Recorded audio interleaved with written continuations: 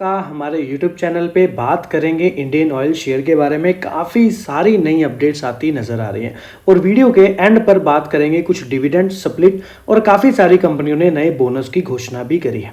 तो वीडियो को शुरू करने से पहले एक छोटी सी रिक्वेस्ट उन लोगों से भी करना चाहेंगे, चैनल पर फर्स्ट टाइम आया तो चैनल को सब्सक्राइब जरूर कर लीजिए ताकि आने वाला सारा अपडेट आप तक पहुंचता रहे। तो फिर शुरू करते हैं आज की ये वीडियो। मैं हूं आपका दोस्त करण, स्वागत है आपका अपने ही। तो यहाँ पर एक अच्छी अपडेट देखने के लिए मिल रही है जहाँ पर कहा जा रहा है कि कच्चे तेल की कीमतों में उछाल, अक्टूबर से उत्पादन बढ़ाएंगे ओपेक प्लस देश, आगे कितना उछाल संभव। तो क्रूड की बात करें तो कीमतों में फिर से उछाल आते देखने को मिल रहा है। 66 और 63 के करीब ब्रेंट क्रूड देखने के लिए मिल रहे हैं और वहीं पर ओपेक प्लस द्वारा भी देश के फैसलों से तेजी आई है और ओपेक प्लस अक्टूबर से उत्पादन बढ़ाएंगे जो कि 1.37 लाख बीडीपी उत्पादन बढ़ेगा। उम्मीद से कम क्रूड का उत्पादन बढ़ेगा और उस पर यूएस के संभावित प्रतिबंध से तेजी भी आई। यूक्रेन पर हमलों का दौर जारी है। कीव में सरकारी बिल्डिंग को निशाना बनाया गया है। यूक्रेन युद्ध पर बैठक करेंगे और बैठक में रूस और प्रतिबंध लग सकते हैं। सो मेन कहने का पॉइंट ब्रेंट क्रूड और क्रूड के प्राइसेस की बात है और इस चीज का इफेक्ट जो है देखने के लिए मिलेगा क्योंकि ओपेक प्लस जो कंट्रियां हैं अगर उत्पादन बढ़ाती हैं तो कहीं ना कहीं क्रूड ब्रेंट हमें सस्ता होता नजर आ सकता है, क्योंकि जब प्रोडक्शन बढ़ेगी तो कहीं ना कहीं जो है कच्चे तेल की कीमतों पर असर आता नजर आएगा। मोहम्मद इमरान ने कहा है कि टैरिफ का इम्पैक्ट इकोनॉमी पर पूरी तरह से दिखाई नहीं दिया है। क्रूड ऑयल इंपोर्ट में चीन के आंकड़ों की बात करें तो महीने दर महीने आधार पर इजाफा देखने को मिला है। नवंबर तक चीन के आंकड़े ठीक ठाक आने की उम्मीद है। यूएस में भी इकोनॉमिक स्लो डाउन दिख रहा है और आगे कहा है कि 57 से $60 प्रति बैरल के आसपास रह सकता है। एलकेपी सिक्योरिटीज की बात करूं तो वीपी जतिन त्रिवेदी ने कहा है कि पिछले 3-4 दिनों से कच्चे तेल की कीमतों में गिरावट देखने को मिल रही थी, लेकिन आज की गैप अप ओपनिंग के बाद आई रैली बढ़ती नजर आ रही है जो कहीं ना कहीं बुलिश फॉर्मेशन बना रही है। जिस तरह से कच्चे तेल की कीमतें 5500 रुपए के ऊपर बनी हुई हैं, जिसके चलते इवनिंग ट्रेडिंग आउटलुक पॉजिटिव बना रह सकता है। सो इस तरह से यहाँ पर जो है पॉइंट देखने के लिए मिल रहे हैं। वहीं पर अगर टेक्निकल वाइज इंडियन ऑयल का स्ट्रक्चर समझे तो RSI ना तो ओवरबोट जोन में है ना ही ओवरसोल्ड जोन में है। दैट मीन नेचुरल देखने के लिए मिल रहा है। अगर ये 70 से अब निकलती है तो जिसका मतलब है खरीदारी ज्यादा हो चुकी है, बिकवाली आनी चाहिए, और अगर ये 30 से नीचे रहती है तो जिसका मतलब है कि बिकवाली ज्यादा हो चुकी है, खरीदारी आनी चाहिए।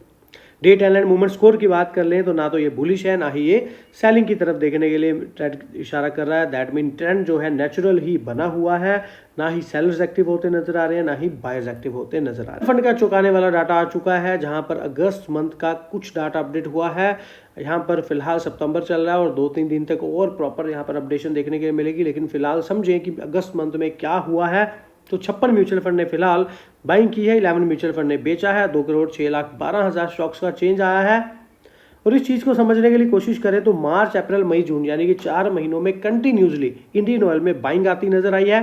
जुलाई मंथ की बात करें तो कहीं ना कहीं प्रॉफिट बुकिंग देखने के लिए मिली थी जब इंडियन ऑयल ने 156 के करीब लेवल को टच किया था, 150 से 156 तक के लेवल को टच किया था। लेकिन वहीं पर अगर मैं टोटल खरीदारों की बात करूं तो कोटक आर्बिट्रेज फंड ने काफ़ी अच्छी खरीदारी करी है, 65 लाख स्टॉक से ज़्यादा की क्वांटिटी बाई करी है और ऑलरेडी इनके पास पहले भी काफ़ी अच्छी क्वांटिटी थी। ICICI prudential large cap fund ने भी 65 लाख के करीब स्टॉक्स की बाइंग करी है, ऑलरेडी इनके पास 39.5 लाख स्टॉक्स पहले भी थे। ICICI प्रूडेंशियल इंफ्रास्ट्रक्चर फंड ने भी 44.5 लाख के स्टॉक की नई बाइंग करी है। ICICI prudential business cycle fund, ICICI prudential India opportunity fund, इन्होंने भी यहाँ पर 23 लाख 16.5 लाख के करीब क्वांटिटी बाई करी है। बिकवाली की बात करूँ तो क्वांट मल्टी एसेट ने बेचे हैं 24.5 लाख स्टॉक, फिर quant momentum fund, quant commodity fund, इनके द्वारा भी 16-17 लाख और 3,65,000 स्टॉक्स बेचे गए। यानी कि इसके बाद बेचने वाले कम नजर आ रहे हैं, खरीदने वाले ज़्यादा नजर आ रहे हैं, जिसका मतलब है कहीं ना कहीं बाइंग जो है फिलहाल पॉजिटिव बनी हुई है। अगर डाटा चेंज होता है तो फिर से एक बार शेयर करने की कोशिश रहेगी।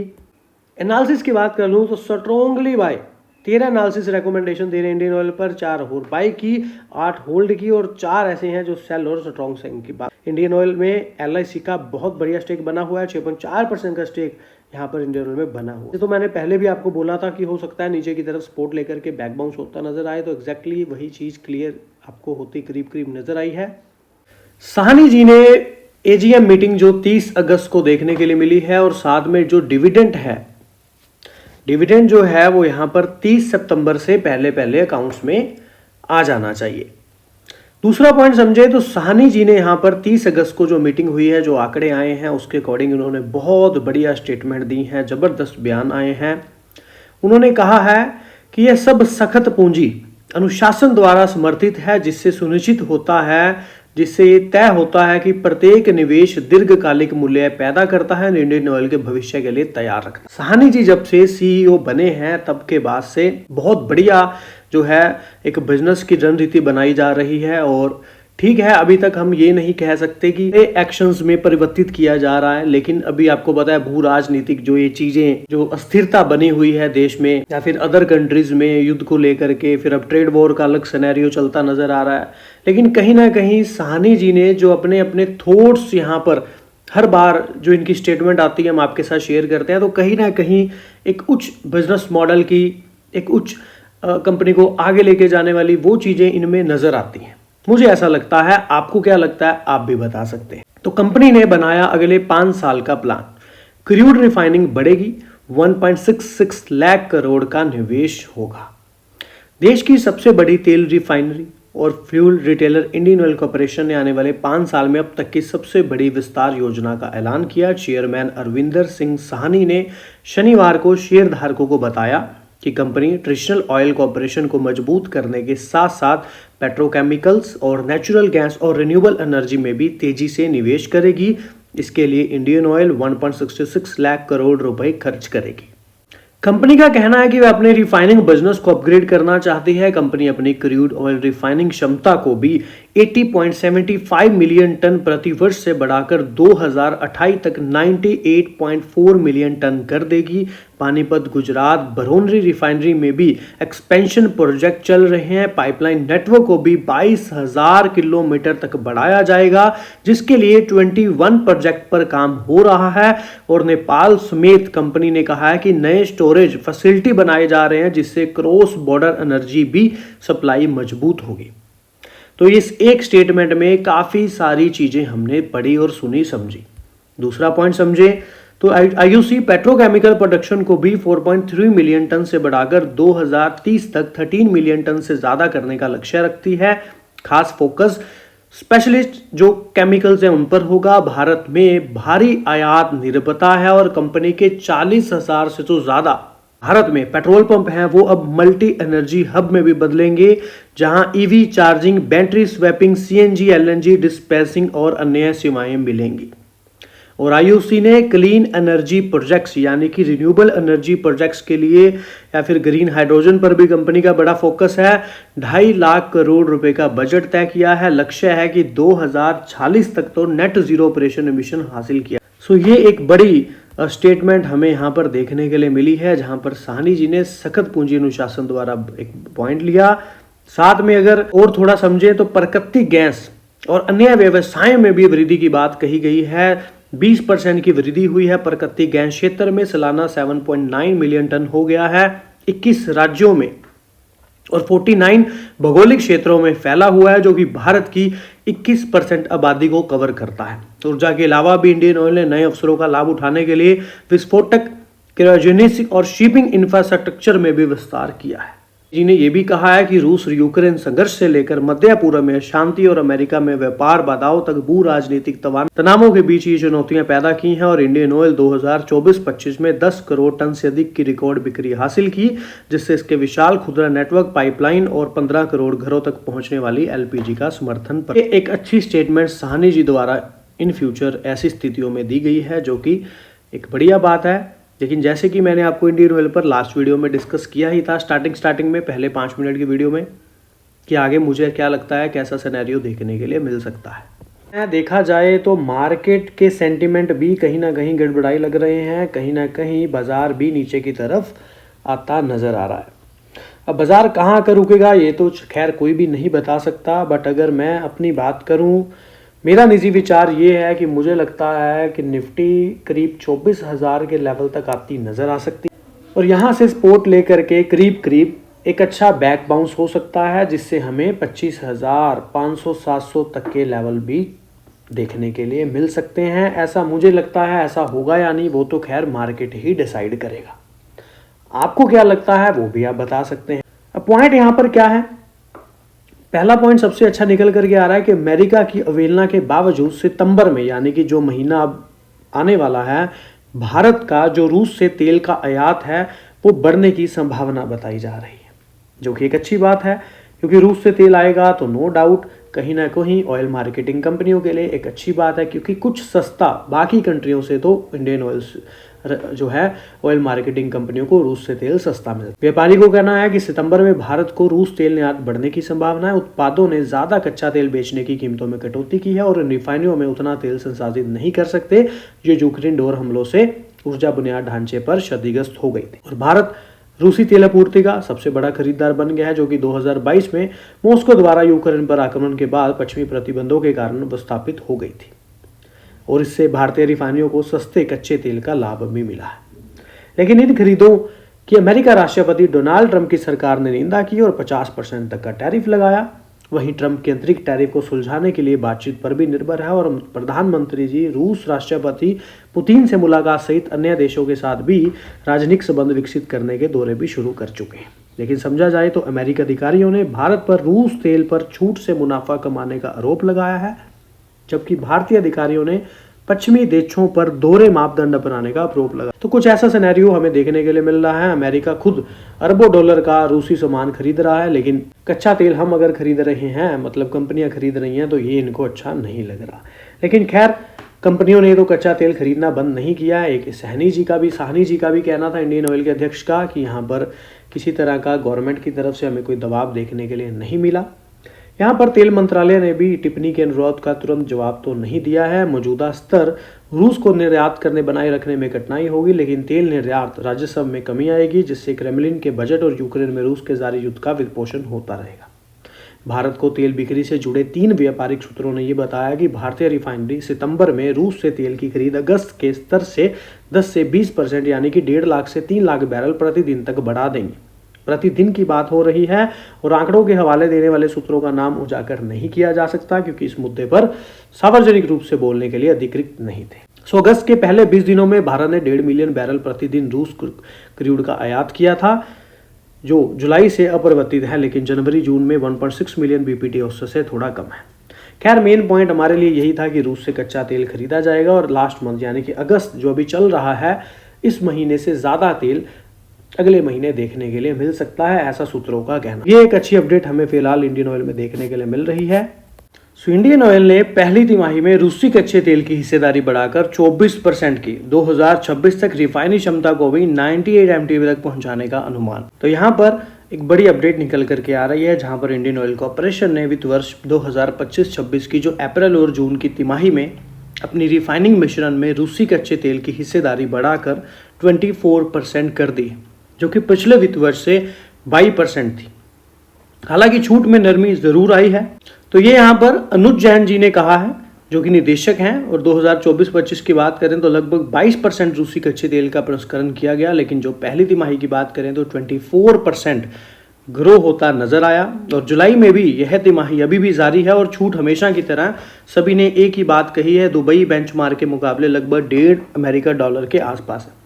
और अगर 2-4-5 दिन पहले जो अपडेट आई थी उसमें आपको पता है रूस कच्चे तेल पर डिस्काउंट जो है वो फिर से 5% तक कर दिया और $3 जो है यहाँ पर $3 के अमेरिका डॉलर के आसपास जो है डिस्काउंट देखने के लिए मिल रहा। अन्य भारतीय रिफाइनरियों की बात करें तो इंडियन ऑयल भी रूसी कच्चे तेल की एक प्रमुख खरीदार रही है। पश्चिम प्रतिबंधों ने वैश्विक तेल प्रवाह को नया रूप भी दिया है। यूक्रेन युद्ध के तुरंत बाद की अवधि की तुलना में छूट कम हो गई। देखिए, मेन पॉइंट क्या है, जैन ने रसोई गैस क्षेत्र में हुए सुधारों पर प्रकाश डाला है। अगर आप वित्त वर्ष 2025-26 की पहली तिमाही में एलपीजी की कमजोरी, यानी कि आपको पता है सिलेंडर पीछे इनको यहाँ पर 200 रुपये के 150 रुपये के नज़दीक लॉस होता रहा है, और यह लॉस लगभग देखें तो 160 से 165 रुपये प्रति सिलेंडर के बीच थी। और आज की बात करें या फिर इस समय की बात करें तो 100 रुपये से 105 रुपये प्रति सिलेंडर के बीच है।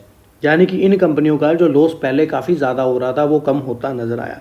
लेकिन जो भी इन कंपनियों का लॉस हुआ, कैबिनेट ने तीनों सरकारी तेल विपणन कंपनियों को एलपीजी सिलेंडरों की बिक्री से जो नुकसान हुआ है उसकी भरपाई के लिए 30,000 करोड़ रुपए की मुआवजे को मंजूरी दे दी, जो कि 12 या 14 किस्तों में आता नजर आएगा। साथ में 14,500 करोड़ इनमें से इंडियन ऑयल की बात कही गई देने के लिए। इंडियन ऑयल पर अगर जून मंथ का डाटा यहाँ पर देखें तो जून मंथ में जो शेयर होल्डिंग पैटर्न अपडेट हुआ है इसको देखें तो प्रमोटर्स की holding same as it is है। एफआई ने कुछ स्टेक यहाँ पर जरूर कम किया, बहुत बड़ा स्टेक तो नहीं है लेकिन देखा जाए तो कहीं ना कहीं कुछ स्टेक कम हुआ है, यानी कि एक प्रॉफिट बुकिंग देखने के लिए मिली है। लेकिन इसी के साथ डीआई में भी कुछ प्रॉफिट बुकिंग देखने के लिए मिली है, जहां पर एलआईसी ने भी कुछ स्टेक अपना यहां पर बेचा है। वहीं पर गवर्नमेंट का स्टेक सही बना ही हुआ है वैसा का वैसा, और पब्लिक का भी कुछ स्टेक कम हुआ है, जिसकी वजह से नंबर ऑफ शेयर होल्डर्स भी कम होते लगभग नजर आए। जहां पर 21-33 लाख 90,000 के करीब शेयर होल्डिंग थे, वहां पर 30,80,000 शेयर होल्डिंग देखने के लिए नंबर ऑफ मिल रहे हैं। दैट मीन कहीं ना कहीं 1,10,000 के करीब नंबर ऑफ शेयर होल्डर्स कम हुए हैं।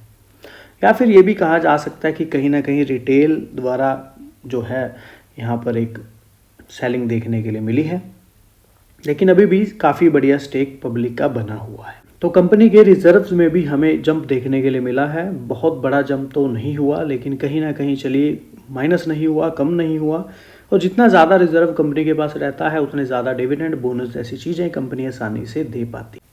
चलिए, बहुत बार ऐसा हुआ है कि मैंने आप लोगों को बताया है कि 85% भारत अपनी ज़रूरतों का जो आयात है वो कच्चे तेल से करता है, ज़रूरतों को पूरा। लेकिन अब क्या पॉइंट्स हैं ऐसे जिनसे पता चलता है कि क्या यूज़ होता है कच्चे तेल से। तो सबसे पहला पॉइंट, पेट्रोल, गाड़ियाँ, ईंधन, बाइक चलाने में मदद करता है, रिफाइनरी में हल्के तेल से निकाला जाता है। दूसरा, डीजल। इसके अलावा कैरोसिन पर भी यहाँ पर बात की गई है, जहाँ पर ज़्यादातर जो हवाई जहाज़ हैं जिसके जेट ईंधन से उड़ते हैं, और पुरानी देहाती लालटेन और छोटा रूम हीटर भी इसका यूज़ होता है। इसके अलावा एलपीजी में भी खाना बनाया जाता है, घर में गर्मी दी जाती है, गैस चूल्हा, गर्म पानी का गीज़र, ट्रैकिंग के लिए छोटा स्टोव। तो ये सारी चीज़ें कच्चे तेल की ज़रूरत इनमें रहती है। प्लास्टिक की बात कर लें, बोतल, थैला, खिलौने जैसे सामान प्लास्टिक से बनते हैं और कच्चे तेल से आता है और बहुत मजबूत होता है। कोका कोला की बोतल, बाजार का प्लास्टिक बैग, बच्चों का हॉट व्हील्स खिलौना। और एसफॉल्ट की बात करें तो सड़कें भी बनती हैं, जो हाईवे बनती हैं, जो काला पदार्थ इस्तेमाल होता है, जो कच्चे तेल का भारी हिस्सा है। इसके अलावा रबड़, टायर, जूते, खेल के सामान बनाने के लिए भी सिंथेटिक रबड़ बनता है जो कच्चे तेल से आता है, जैसे कि सीएटी टायर, नाइकी के रबड़ शूज़, फुटबॉल की रबड़ पर। और तो और खेतों में फसल उगाने के लिए भी जैसे यूरिया आते हैं, कच्चे तेल से बने, केमिकल से बनते हैं, धान के लिए, गेहूं के लिए, मिक्स फर्टिलाइज सब्जियों के लिए। तो कच्चा तेल इसीलिए हमारे लिए बहुत ज़रूरी है। देखिए, दवाइयाँ और केमिकल, साबुन, डिटोल तक जैसी है, $650 उदाहरण के लिए। तो ये सारी चीज़ें देखिए तेल से ही बन रही हैं। लुब्रिकेंट्स भी गाड़ियों और मशीनों के इंजन को चिकना रखने वाला कच्चा तेल से ही बनता है। सो इस तरह से कच्चे तेल की ज़रूरतें भारत में काफ़ी पूरी की जाती हैं, इसीलिए कच्चा तेल काफ़ी इम्पोर्टेंट है। इसके महंगे और सस्ते होने से बहुत सारे बिजनेस में आपको चेंज देखने के लिए मिलता है। बहुत सारी कंपनियों के प्रॉफिटेबिलिटी पर असर पड़ता है। अगर ये कम होता है तो कंपनियां ज़्यादा मुनाफा कमाती हैं क्योंकि कच्चा तेल सस्ता है, और अगर ये महंगा होता है तो कहीं ना कहीं महंगाई भी बढ़ने का कारण एक बनता है, और दूसरा कंपनियों के मार्जिन पर भी असर पड़ता है। इंडियन ऑयल पर बात करें तो आईओसी शेयर की कीमत पिछले 6 महीनों में 18% बढ़ती नजर आई है। बेंचमार्क निफ्टी इंडेक्स से भी बेहतर प्रदर्शन कर रहा है और इस अवधि में 8% भी बढ़ा। और इस बेहतर प्रदर्शन को कच्चे तेल की कमजोर कीमतों के माहौल और तेल विपणन कंपनियां यानी कि ऑयल मार्केटिंग कंपनियों के वित्त वर्ष 2026 में, जो कि एलपीजी के पीछे इनको काफ़ी नुकसान हुआ, उसकी भरपाई के लिए 30,000 करोड़ तक की प्रतिबद्धता से समर्थन मिला। ब्रोकरेज फर्म अलारा कैपिटल ने इंडियन ऑयल पर खरीदे बाइंग की रेटिंग दोहरा दी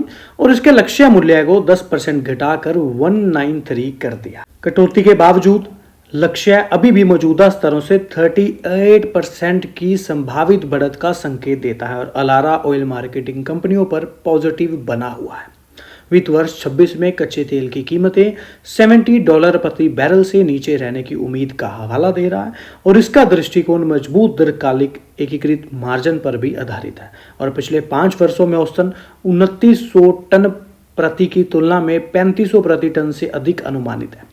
और कमजोर कच्चे तेल की धारणाओं और वित्त वर्ष 26 के एलपीजी घाटे के लिए भी 30,000 करोड़ के सरकारी मुआवजे के आधार पर पॉजिटिव पॉइंट यहाँ पर उच्च मार्जिन की अनुमति मिलने की संभावना बताई गई है और अलारा ने क्वार्टर 2 के जो रिजल्ट हैं उसके रुझान के आधार पर कमजोर रुपए और कम खुदरा डीजल मार्जिन को ध्यान में रखते हुए वित्त वर्ष 2026, 27 और 28 के लिए इंडियन ऑयल की आय जो है के लिए 7, 8 और 4% तक की कटौती की है। के शेयरों में और गिरावट, तो नुवामा ने 66% मार्जिन गिरने के जोखिम के 3 प्रमुख कारण भी यहां पर नुवामा इंस्टीट्यूट इक्विटीज ने भी इंडियन ऑयल पर अपनी कम करे रेटिंग बरकरार रखी। वित्त वर्ष 26 की पहली तिमाही में जो सकल रिफाइनिंग मार्जिन दर साल 66% गिरता नजर आया, जो कि पहले 2.15 प्रति बैरल रह गया। और बीपीसीएल और एचपीसीएल की भी बात यहां पर कही गई है। ब्रोकरेज ने शेयर के लिए 130 रुपए का लक्ष्य मूल्य रखा है, जो मौजूदा बाजार वैल्यू से 7% की गिरावट दर्शाता है। इसके अलावा ब्रोकरेज हाउस को उम्मीद है नुवामा को कि वित्त वर्ष 26 में जो रिफाइनिंग, पेट्रोकेमिकल विस्तार और परियोजनाओं पर 33,500 करोड़ के पूंजीगत व्यय अनुमान ऊंचा बना रहेगा, लेकिन इससे आरओसी पर दबाव पड़ेगा और कंपनी का कर्ज भी बढ़ सकता है। इबिटा भी बात करें, शुद्ध लाभ अनुमान से भी कम देखने के लिए मिला। इनके अकॉर्डिंग यहाँ पर जो नुवामा की रिपोर्ट सामने आती नजर आई है। हालांकि बीपीएसएल एचपीसीएल की तुलना में इंडियन ऑयल ने पहली तिमाही में बाजार हिस्सेदारी बढ़ाई है और इसके अलावा एलपीजी अंडर रिकवरी पहली तिमाही के 3700 करोड़ रुपए से बढ़कर 23,600 करोड़ रुपए हुई। यानी कि एलपीजी के पीछे हर सिलेंडर पर इनको करीब 200 रुपए का नुकसान हो रहा था। तो अगर पहले वाले की बात करें तो 3700 करोड़ रुपए रिकवरी हुई थी, लेकिन इस बार कंपनी ने 23,500 करोड़ की रिकवरी की है। और एलपीजी क्षतिपूर्ति पर अधिक जानकारी का इंतजार है। और नुवामा के एक शोध नोट में भी लिखा है कि अगर निकट भविष्य की बात कर लें तो रिफाइनिंग मार्जिन कमजोर होने और एलपीजी अंडर रिकवरी और पेट्रोकेमिकल सेगमेंट में भी कमजोरी के कारण इंडियन ऑयल की अधिकतम आय पीछे छूट गई है और ऊंची पूंजीगत व्यय चक्कर के कारण रिटर्न अनुपात भी कम रहेगा और जोखिम प्रतिफल अनुपात प्रतिकूल।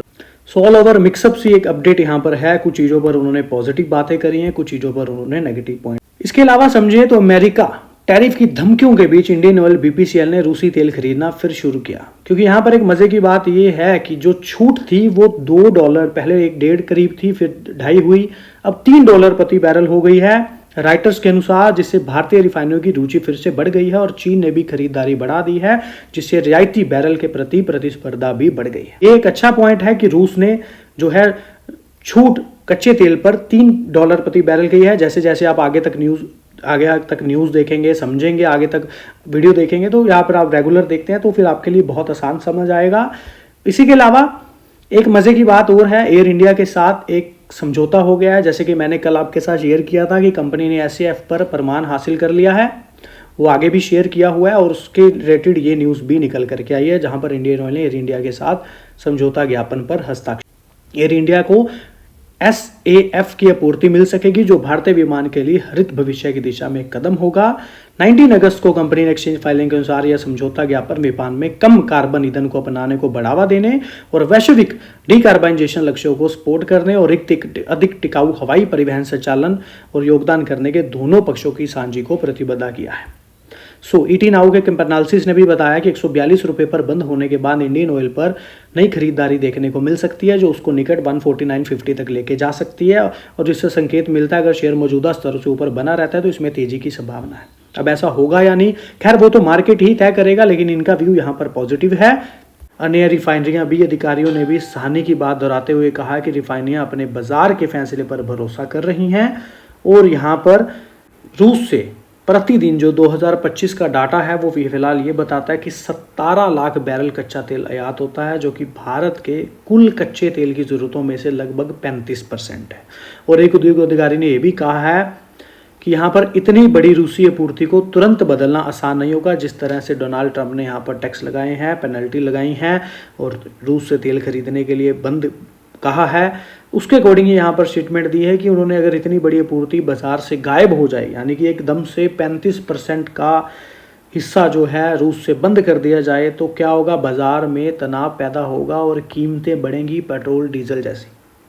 और वैश्विक तेल बाजार में भी इस समय ज़रूरत से ज़्यादा आपूर्ति है और इसका असर कीमतों पर पड़ रहा है, यानी कि $66 प्रति बैरल जो इस महीने में औसत देखने के लिए मिली है एवरेज। और दूसरे अधिकारी ने भी कहा कि भारत का अचानक रुख बाजार को तंग कर सकता है और इतनी मात्रा को तुरंत खरीदार मिल ही जाएंगे, सो व्यापार संतुलन में 2-3 महीने लग सकते हैं, जिसके दौरान कीमतों पर असर पड़ेगा।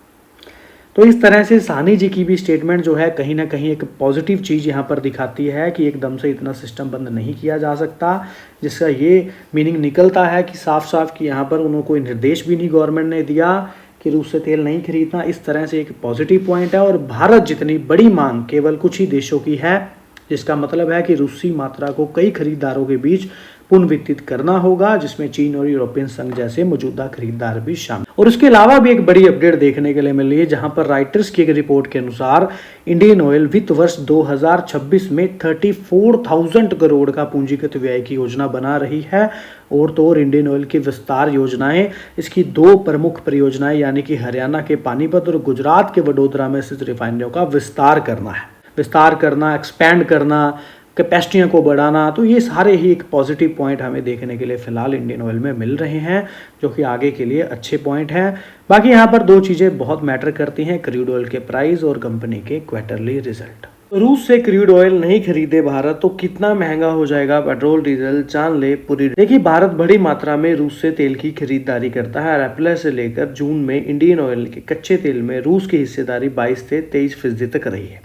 पहले रूस के यूराल ग्रेड कच्चे तेल पर $40 प्रति बैरल तक छूट मिलती थी, जो कि घटकर पिछले महीने $1.5 रह गई, जो कि हमने कल की वीडियो में भी डिस्कस की थी। लेकिन वो छूट अब फिर से बढ़ गई, यानी कि $2.70 प्रति बैरल हो। एक बड़ा सवाल है कि अगर भारत रूस से तेल की खरीदारी कम कर देता है तो क्या इससे कोई असर पड़ेगा। देखिए, कुछ दिन पहले भी आरबीआई के गवर्नर संजय मल्होत्रा का कहना था, अगर भारत को रूस की बजाय कहीं और से तेल खरीदने के लिए मजबूर किया गया तो घरेलू मुद्रास्फीति पर इसका कोई असर नहीं होगा। लेकिन ऐसा नहीं है। इनके द्वारा यहाँ पर जो बताया जा रहा है इस अपडेट में, नो डाउट कि भारत तीसरा सबसे बड़ा तेल आयातक देश है। भारत अपने तेल की कुल जरूरतें यानी कि 85% आपूर्ति आयात के जरिए ही करता है। 17-18 की बात करें तो तेल के आयात में रूस की हिस्सेदारी सिर्फ 1.3% थी, लेकिन 2025 में यह बढ़कर 35% हो गई। इसके अलावा अगर दूसरे देशों की बात की जाए तो चीन रूस से भारत से भी ज़्यादा तेल आयात करता है। इसके अलावा तुर्की से 6% तेल आयात करता है। लेकिन भारत अगर रूस से तेल खरीदना बंद कर दे तो चलो, कंपनियों को तो जो घाटा होगा ही। घाटे का मतलब कि जो प्रॉफिट डिस्काउंट यहाँ मिलता है वो अदर कंट्रियों से में तो नहीं मिलेगा। तो वहीं पर अपनी ज़रूरतों को पूरा करने के लिए सऊदी अरब, इराक, अमेरिका जैसे देशों पर ज़्यादा निर्भर होना पड़ेगा। और इन देशों से मिलने वाला तेल रूस जितना सस्ता नहीं है। रूस भारत को क्रूड ऑयल डिस्काउंट पर बेचता है, कई बार तो $10 से $12 प्रति बैरल सस्ता बेच देता है। और यह सस्ता तेल मिलना बंद हो जाए तो भारत को बाकी देशों से महंगा क्रूड लेना पड़ सकता है, जिसका नतीजा यह होगा कि पेट्रोल डीजल के दाम आसानी से 8 से 12 रुपये प्रति लीटर बढ़ सकते हैं। तो सीधा इफेक्ट यहाँ पर एक बड़ा आम आदमी पर भी पड़ता नजर आएगा। कंपनियों को तो चलो प्रॉफिटेबिलिटी में फर्क देखने के लिए मिलेगा ही, और एक तरह से देखा जाए तो भारत की मजबूरी भी है और समझदारी भी। मजबूरी इसलिए क्योंकि हमारे पास खुद का तेल बहुत कम है, और समझदारी इसलिए क्योंकि रूस से सस्ता क्रूड मिल रहा है, जिससे देश में महंगाई को कंट्रोल किया। तो ये भी चलिए एक अच्छी बात है। लेकिन एक समझें तो भारत को सबसे महंगा तेल कौन बेचता है। भारत का कुल इम्पोर्ट रूस से 37% है, जिसकी कीमत $63 प्रति बैरल है। इराक से 78, सऊदी अरब से 83, अमेरिका से 83, यूएई से 78। तो इस तरह से सभी ही देशों से लगभग महंगा ही है, लेकिन रूस से हमें काफ़ी सस्ता तेल मिलता है इन के कंपैरिजन करें, जिसकी वजह से ऑयल मार्केटिंग कंपनियों को ज़्यादा प्रॉफिट देखने के लिए मिलता है मार्जिन्स में। अगर ये दूसरे देशों से तेल खरीदेंगे तो इनको कम प्रॉफिट देखने के लिए मिल सकता है, अकॉर्डिंग टू अगर कंपैरिजन करें रूस के तेल। ये वो पॉइंट है जो समझने वाला है, और नई अपडेट ये देखने के लिए मिली। जुलाई मंथ में स्टॉक ने काफ़ी अच्छा हाई लगाया, जहां पर कि स्टॉक 150 या 155 के करीब देखने के लिए मिला। 55 तक जा करके आया जुलाई मंथ में, और वहां से इसमें एक प्रॉफिट बुकिंग आई और जो स्टॉक को वापस से नीचे की तरफ लेकर के आई। भारत सरकार यानी कि 3 सार्वजनिक क्षेत्र की जो कंपनियां हैं, इंडियन ऑयल, बीपीसीएल, एचपीसीएल को जो एलपीजी के लिए जो अंडर रिकवरी के लिए जो लॉस हुआ था हर सिलेंडर के पीछे 200 रुपए का करीब, वहां पर 30,000 करोड़ के मुआवजे को मंजूरी मिलती नजर आई। इस सहायता से कच्चे तेल और एलपीजी की खरीद और ऋण भुगतान और पूंजीगत व्यय को बनाए रखने जैसी महत्वपूर्ण इंपॉर्टेंट जो नीड्स हैं उसको पूरा करने में इन 3 कंपनियों को काफ़ी ज़्यादा मदद मिलेगी। सेकंड पॉइंट, यह राशि जैसे कि मैंने कल भी बताया था 12 किस्तों में दी जाएगी, और सरकार ने भुगतान की समय सीमा स्पष्ट नहीं की है। 2024-25 के दौरान अंतर्राष्ट्रीय एलपीजी की कीमतें ऊंची बनी रहेंगी और आगे भी ऊंची रहेंगी। जेम फाइनेंशियल की अगर गणना की बात करें तो वहां से पता चलता है कि 30,000 करोड़ रुपए में से इंडियन ऑयल को 14,500 करोड़ मिल सकता है अगर प्रेजेंटली बाजार के पूंजीकरण यानी कि 7.3% के बराबर पॉइंट को समझे तो। HPCL को 7900 करोड़ और BPCL को 7600 करोड़ की बात यहाँ पर कही जा रही है। इसके अलावा इंडियन ऑयल पर मेन अपडेट ये है कि JM फाइनेंशियल ने अपनी रेटिंग को सेल से बढ़ाकर होल्ड पर कर दिया है और एक उचित जो है टारगेट का हवाला देते हुए 135 का टारगेट रखा है। और इसके अलावा 2027 वित्त वर्ष के मूल्य से पुस्तक मूल्य यानी कि 0.9x पर कारोबार कर रहा है और अगले 12 महीनों में 18 MMTPA 25% यानी कि अपनी जो रिफाइनिंग है, जो इनकी फैक्ट्रियां हैं, उनकी क्षमता का विस्तार करना भी इस बीच मजबूत अर्निंग की वृद्धि की उम्मीद JM फाइनेंशियल को दिखती इंडियन ऑयल में नजर आ रही है। आपको क्या लगता है, आप भी कमेंट करके जरूर बता सकते हैं। इसके अलावा देखिए डिविडेंड तो यहाँ पर कंपनी ने फिलहाल 8 अगस्त की रिकॉर्ड डेट थी ही, फाइनल डिविडेंड अनाउंस कर ही दिया 3 रुपए का। ये भी 8 सितंबर से पहले अकाउंट्स में आता नजर आ सकता है। एनालिसिस की बात कर लें तो 30 एनालिसिस है रिकमेंडेशन करने के लिए, जहां पर 7 सेल की बात कर रहे हैं, 5 होल्ड की बात कर रहे हैं, 5 फिर बाय की बात कर रहे हैं और 13 एनालिसिस ऐसे हैं जो स्ट्रांगली बाय की बात कर रहे हैं। मजे की बात यहाँ पर यह है कि life insurance corporation of India यानी कि DI की कैटेगरी में देखें तो LIC ने काफ़ी अच्छा स्टेक इंडियन ऑयल में बनाया और भी काफ़ी सारी खरीदारी इंडियन ऑयल में LIC द्वारा करी गई है, जिससे वजह से 6.4% का स्टेक या शेयर्स यहाँ पर इंडियन ऑयल पे LIC के पास है। और तो और नो डाउट कंपनी का डिविडेंड यील्ड आपको पता ही है। 2023 की बात कर लें तो 8 रुपये डिविडेंड दिया है कंपनी ने 10 नवंबर और 28 जुलाई को। 7 रुपये का डिविडेंड 2024 को भी 12 जुलाई को मिला और फिलहाल एक फाइनल डिविडेंड जो है 8 अगस्त की बात कही जा रही है, जो आता नजर आएगा। नो डाउट कंपनी की बोनस हिस्ट्री भी अच्छी रही है। 2003 से कंपनी ने बोनस देने शुरू किए हैं 1.2, 1.1, 1.1 के अनुसार। 2022 में भी कंपनी ने 1.2 रेशो का बोनस दिया। वहां से कंपनी धीरे धीरे 257 इलेक्ट्रिक वाहन स्टेशन तक पहुंच चुकी है, तो ये काफी अच्छी बात है। कंपनी अभी एनर्जी पर भी फोकस करती नजर आ रही है और कच्चे तेल के दाम भी कम होते फिलहाल नजर आ रहे हैं, जिसका इंपैक्ट आपको कंपनी पर देखने के लिए शेयर पर मिल ही रहा है। तो इंडियन ऑयल कॉर्पोरेशन की वडोदरा स्थित गुजरात रिफाइनरी कैलेंडर वर्ष 2025 के दौरान 2 पेट्रोकेमिकल इकाइयों को चालू करके पेट्रोकेमिकल क्षेत्र में विविधता लाने में मदद के लिए 24,000 करोड़ रुपए का निवेश कर रही है। बाकी वीडियो जो है हमने बनाया है एजुकेशन पर्पस के लिए। अगर आप कोई भी डिसीजन ले, निवेश करें, फाइनेंशियल एडवाइजर की सलाह पहले ले, बड़ी बात खुद स्टडी जरूर किया करें। चैनल पे सभी लोगों का तहे दिल से धन्यवाद। मिलते हैं ऐसी एक और वीडियो के साथ। पतंजलि फूड ने अपने पहले बोनस शेयर जारी करने की रिकॉर्ड तिथि की घोषणा की है। बोनस शेयर जारी करने की रिकॉर्ड डेट 11 सितंबर बताई जा रही है और इसी के साथ कंपनी 2 रुपये प्रति शेयर का डिविडेंड भी देगी, जिसकी रिकॉर्ड डेट 3 सितंबर को बताई जा रही है। सो पतंजलि फूड्स ने सेबी को यहाँ पर 2015 के विनियम 42 के अनुसार कंपनी ने बोनस इक्विटी शेयर प्राप्त करने के लिए पात्र सदस्यों के निर्धारण के उद्देश्य से गुरुवार यानी कि 11 सितंबर 2025 को रिकॉर्ड डेट के रूप में तय किया है और 17 जुलाई को बाबा रामदेव के नेतृत्व वाली कंपनी 2.1 बोनस के अनुपात शेयर जारी करने की घोषणा की और एक्सचेंज फाइलिंग में भी बताया कि शेयर धारकों को प्रत्येक शेयर के बदले 2 बोनस शेयर प्राप्त करने के पात्र होंगे। लेकिन यहाँ पर 11 सितंबर की बात फिर यहाँ पर कही जा रही है।